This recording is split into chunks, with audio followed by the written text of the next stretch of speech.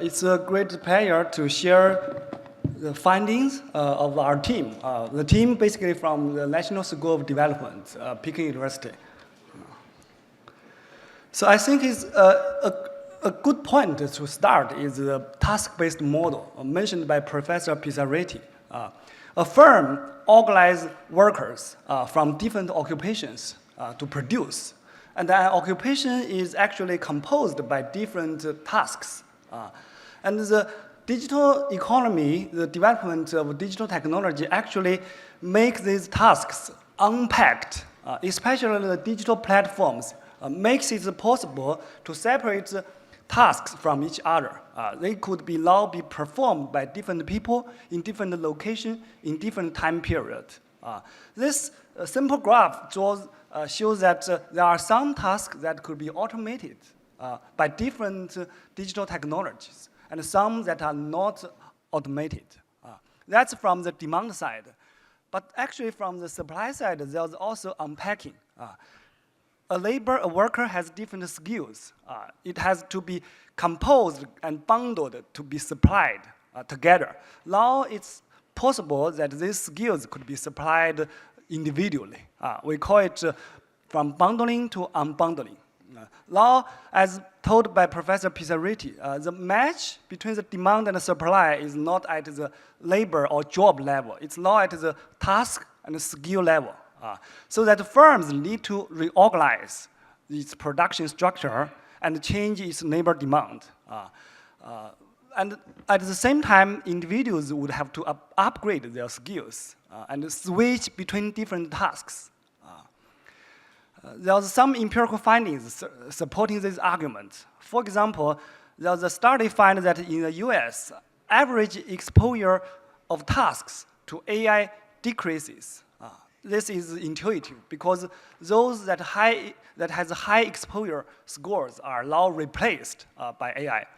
But the dispersion of exposure increases as workers shift their effort to tasks that are not displaced by AI. So that's the skills that are not easily replaceable, such as nursing and something mentioned in Professor Pizzaretti's presentation. And I shall mention that AI is quite different from the previous generation of technologies, from previous GPTs. In Professor Pizzaretti's slides, he mentioned that in the first industrial revolution is quite different from what's happening now. So here I listed the correlation between the exposure to two previous technologies, the correlation between this exposure to the exposure to AI. One is automation, the other is information, as defined by previous scholars. We can see a clear negative correlation coefficient, suggesting that jobs that are easily replaceable by automation or by information are not easily replaceable by AI, suggesting that AI is quite a different general purpose technology. So that this is a brief research agenda that is drawn from previous studies that we want to pursue here at the National School of Development. From the beginning, it's about government policy. That's a very important area here at NSD.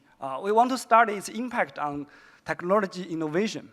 And when technology was innovated, the firm can adopt it. The individual can adopt it. If the firm adopts new technology, it will reorganize its organization, has different labor demand. Whereas for individuals who adopt the technology or not adopt, they will have to upgrade their skills or switch their roles in the economic production. And finally, those who are affected, who are negatively impacted, should be somehow saved by social policy, such as social insurance reforms and so on. So that's a brief research agenda. Next, I will report some not so systematic evidence from online post data, which I believe CEO Dai Kebing will introduce more about what Chinese online job posts works and what kind of information was contained in those posts. So here, basically, I'm reporting effect of AI shocks on different outcomes. How I measure AI shocks?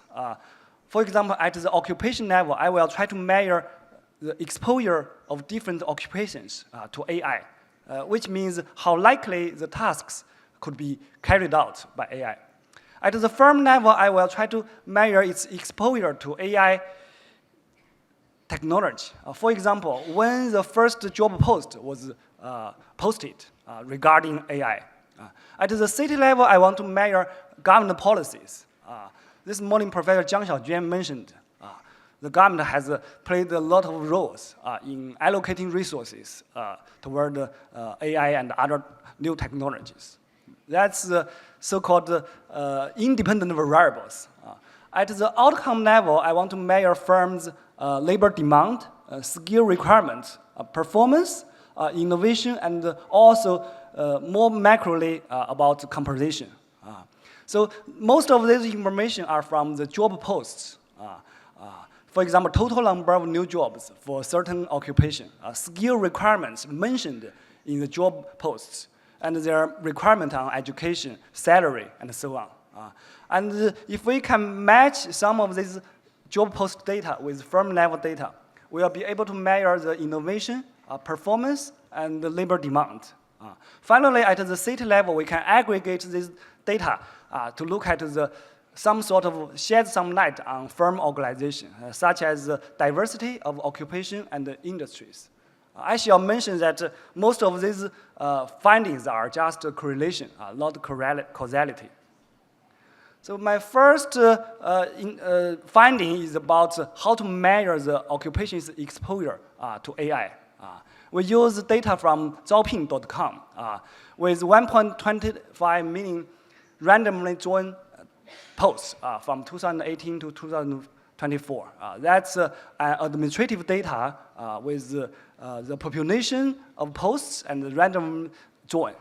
So we standardize the tasks based on the US job dictionary ONET database with a total number of around 20,000 tasks, or more roughly 200 detailed work activities. So we use the method of extracting information on task requirements from each post. We assess the AI exposure of each task, and we construct the job post level exposure, and we aggregate it at the occupation level. Here is a brief introduction, such as an occupation J has different posts. We analyze its text of the job post, try to extract J1 to Jn, try to extract D1 to Dn, different detailed work activities. We assess the exposure of each work activity, the exposure of this activity to AI, and we aggregate them with some weights. We are able to get some index to measure the exposure. So here are the summary of the exposure, top 20 and bottom 20. There's no surprising. High exposure occupations are those that are mostly knowledge-based, knowledge-intensive, white-collar jobs, such as accountant, editor, sales, coding, auditor, web development, telemarketing, and so on. The low exposure occupations include washer, chef, truck driver, cleaner, porter, maid, which are mostly physical jobs. And the second finding is about the trend of AI exposure. As similar findings with other studies, the average AI exposure index is decreasing, meaning that those high exposed jobs are now gradually replaced by machine, so that firms will switch to other low exposure jobs or low exposure occupations. And this stands in contrast to the US findings. On the left, the Chinese findings. On the right, US finding. The Chinese finding shows that the highest exposure occupations are shrinking, whereas in the US, it's increasing. I think to reconcile this seemingly conflicting findings, we shall understand that those high exposure occupations also include those that directly create AI technologies, create AI innovations.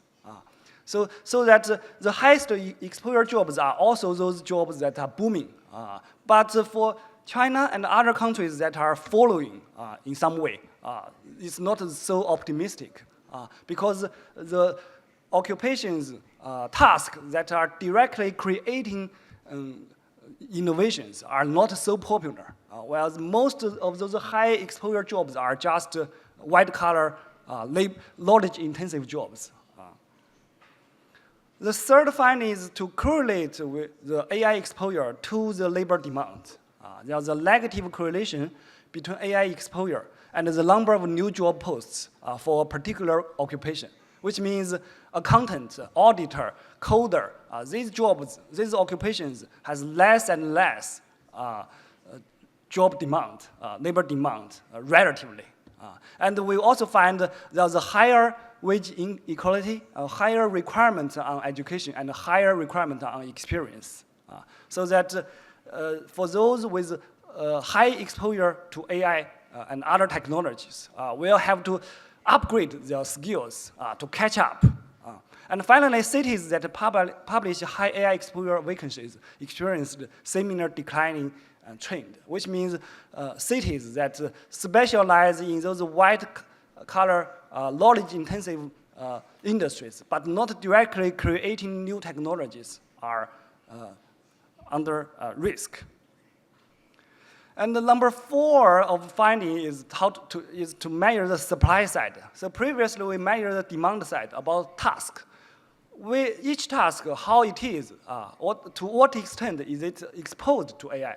Now we measure AI skills.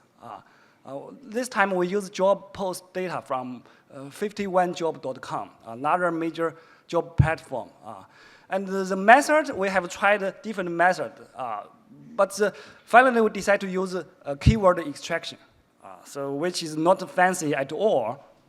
And we are able to divide skills into 18 types.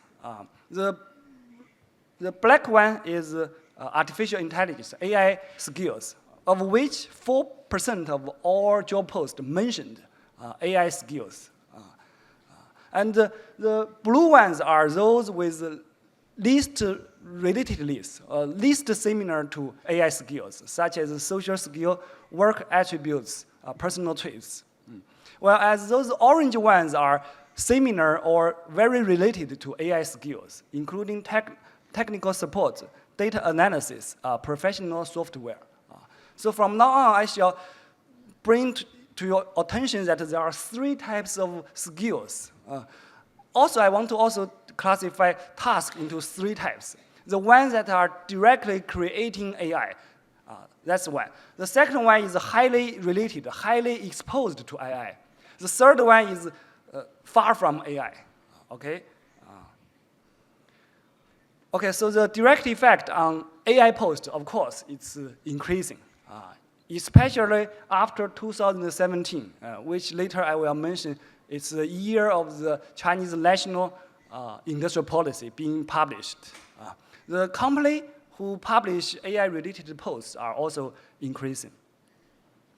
Okay, so the 5th finding about the local government policy. Chinese local governments are competing in all areas, including new frontier technologies. So a lot of local city-level government publishes some sort of policies mentioned in their annual working reports about supporting the AI industry, especially the role of government in coordinating the industry with universities and research institutes. So we find an increasing trend of number of cities mentioning such kind of industrial policy.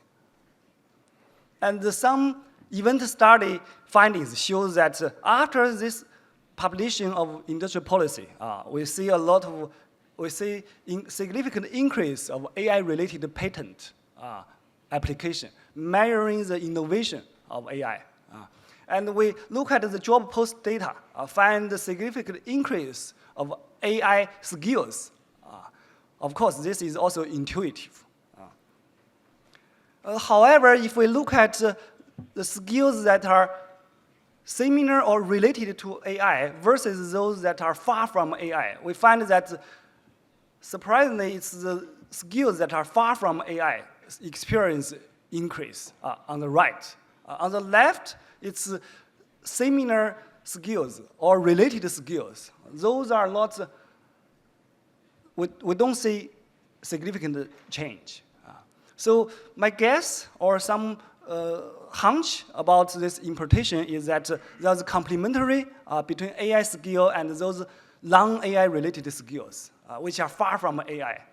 So that we have seen some sort of polarization, right? Some are frontier, technology frontier, some are on the far side. Those are complementary with each other. Think about an AI engineer hiring a maid, right? These are kind of complementary in terms of supporting the living of someone. But these skills are quite different. And I think this is echoing with the findings that the dispersion of exposure of different tasks actually increases as workers shift their effort toward the tasks that are not displaced. So if we put it in another way, if someone's job task was replaced by AI, all she or he can do is to switch a job, switch his role in the firm to someone which help to communicate, which help to do social relations, which are far from being exposed to AI. That's one possible transition direction. And we also did some preliminary examination on AI adoption and firm performance. In doing this, we match firms on the stock market, listed on the stock market, with the city-level share of AI-related job posts. Here, the impact is at the city level. How a firm is exposed to these AI jobs at the city level. The finding is some positive increase of sales, employment, and TFP. But I shall mention this is a selected sample. It's only for listed firms. And it's only direct effect. And finally, some preliminary lights, shed some preliminary lights on the comparison. We look at the city level about the diversity of industries, diversity of skills, diversity of occupations. And we surprisingly find some declining trend, which means that it seems that AI technology has caused the concentration of industries, concentration of occupations, while eliminating some sort of occupations, some sort of industries. That's very preliminary. I wouldn't say too much about it, but I want the next session, we have scholars talking about firm organization, may shed light on this. Okay, some brief summary. We measure AI exposure and adoption from online job posts. On the demand side, it's about tasks. On the supply side, it's skills. We examine labor demand at the occupation, firm, and city level. Those findings, preliminary findings, regarding the shift of job composition and skill requirements. So it leads us to think about the substitution versus complementary. Thank you.